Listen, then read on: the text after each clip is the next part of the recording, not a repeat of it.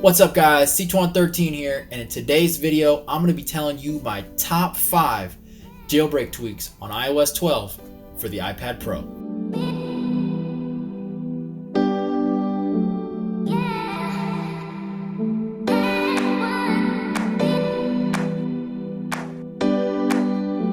Alright guys, sorry about the change in the set here. I'm on a trip right now. I'm actually in Carlisle for the Ford Nationals, but that's not going to stop me. We're going to get into the video. The iPad Pro is an incredibly powerful device. There's no denying that it has the true potential to be a real source of productivity.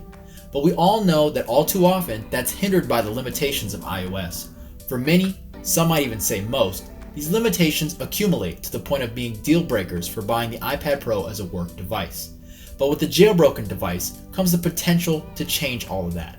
This won't be a video on how to jailbreak. There are more than enough excellent videos on that topic here on YouTube, but instead on some of the best tweaks to drastically improve the productivity power and just pro feel of your iPad Pro.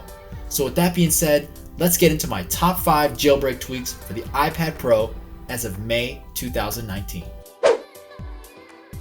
The first tweak I want to talk about is called CC on and off. Since iOS 11, the toggles in the control center seem to have become a mere suggestion. Finally, Wi-Fi and Bluetooth toggles in the control center really do mean on and off, like they should. So the next tweak I'm going to talk about is called Sonus12. I think we all know just how awful the factory volume HUD is.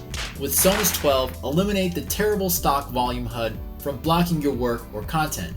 Fully customizable in shape, size, and color. Although it costs $2, it's definitely better than tweaks like Meteor because it has portrait and landscape position settings, ensuring the volume indicator is always in the same place in relation to orientation. And this is definitely a must on an iPad. Unfortunately for me, even though I actually bought it, I can never get the official version to download, so I'm stuck with the pirated version until that's fixed. But I always encourage you to support the tweak developers who make the tweaks that matter. Third tweak I want to talk about is called Gesto. This tweak isn't exactly made for an iPad, but key features are that it allows you quick access to clear all running apps, as well as the ability to lock apps to prevent them from being closed when you select this option. It also gives you access to a quick respring button. Just drag over and select the one you want. This is best done using the split view setting. The fourth tweak I'm going to talk about is called Cercube.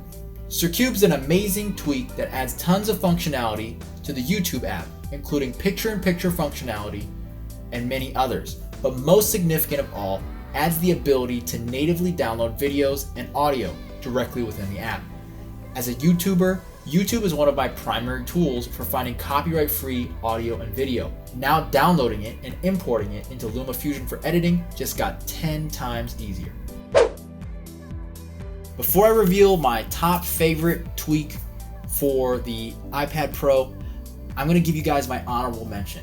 And of course, that's going to be small Siri. Now, whenever you try to use Siri on the iPad Pro, it takes over the whole screen. And while most of the time, if you're just using your voice, you might not care.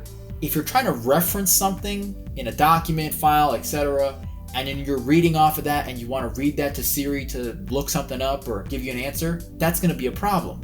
Small Siri turns Siri into a pop-up that still allows you to see most of your screen instead of being a full screen obstruction. My top tweak when it comes to productivity has got to be Safari Plus.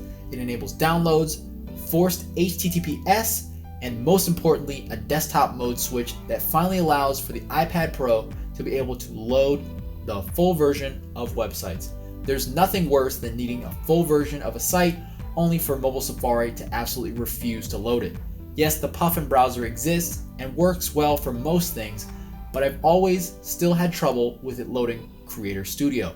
Now I'm able to create, edit, upload, and manage my videos all from my iPad Pro.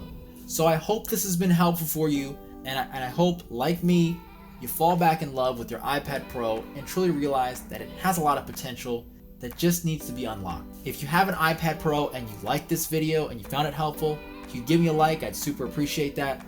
If you have any questions, comments, your own suggestions for tweaks to add to that list, be sure to leave them below. And if you want to see more, don't forget to get subscribed.